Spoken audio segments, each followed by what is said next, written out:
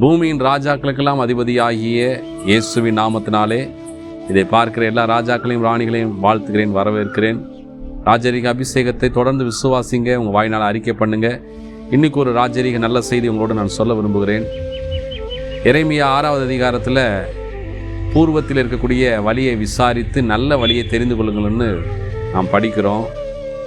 நல்ல வழியை இன்றைக்கி நாம் கண்டுகொள்வோம். என்ன நல்ல வழினா ஒரு ராஜரீக பாதை. நீதிமொழிகள் 12வது அதிகாரம் 28வது வசனத்தில் பார்க்குறோம்.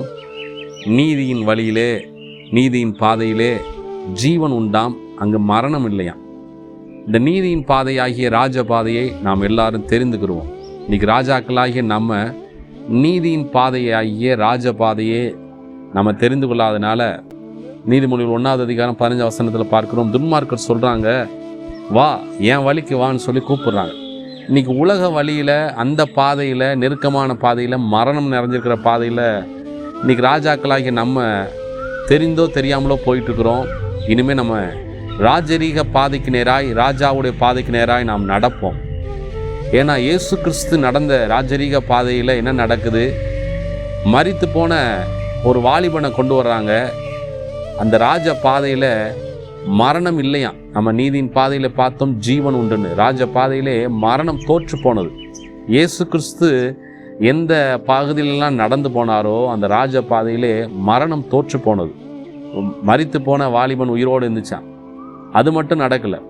12 வருஷமாய் பெரும்பாடு, ரொம்ப கஷ்டப்பட்டு இருந்த, ரத்தப்போக்கில் கஷ்டப்பட்டு இருந்த ஒரு அம்மா அவருடைய வஸ்திரத்தை, அவருடைய ட்ரெஸ்ஸுடைய ஓரத்தை தொட்டாங்க. அவர் நடந்து போகிற பாதையில் அந்த அம்மாவுக்கு பெரிய அற்புதம் நடந்துச்சு. யவீரு அப்படிங்கிற ஒரு மனுஷன் தன்னுடைய மக ரொம்ப மரண அவஸ்தையில் இருக்காங்க, சாக போகிற நிலைமையில் இருக்குது பொண்ணு அப்படின்னு சொல்லிட்டு ஒரு ரெக்வஸ்டோட இந்த ராஜ பாதைக்குள்ள வரும்போது அந்த வீட்டிலும் மரணம் தோற்று போனது. அது மாத்திரமல்ல, ஆயிரக்கணக்கான பிசாசுகளால் பிடிக்கப்பட்டு கட்டப்பட்டு நிர்வாணமாய் கிடந்த ஒரு மனுஷனுடைய வாழ்க்கை கூட இந்த ராஜ பாதையிலே வரும்பொழுது அவனுடைய நிர்வாணம் மாறினது. பிசாசு பிடியிலிருந்து அவன் விடுதலை பண்ணப்பட்டான். இந்த ராஜ பாதைக்கு நேராக அவன் வந்தான். இப்படி நம்ம சொல்லிக்கிட்டே இருக்கலாம். நிறைய பேர் ராஜ பாதைக்குள்ளே வரும்போது அவங்க வாழ்க்கையில் இருந்த மரணம் மாறியது, அவங்க வாழ்க்கையில் இருந்த நிர்வாணம் மாறியது, அவங்க வாழ்க்கையில் இருந்த வியாதி மாறியது.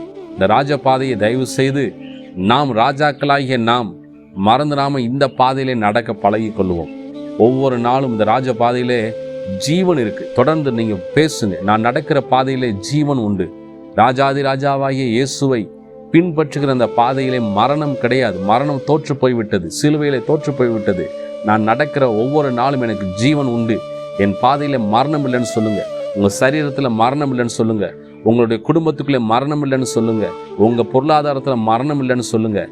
நீதியின் பாதையில் ஜீவன் உண்டு, அந்த பாதையில் மரணம் இல்லைங்கிறத உங்கள் வாயினால் தொடர்ந்து அறிக்கை பண்ணுங்க. அந்த ராஜ பாதையை உங்கள் வாழ்க்கையில் சிந்திங்க, தியானிங்க.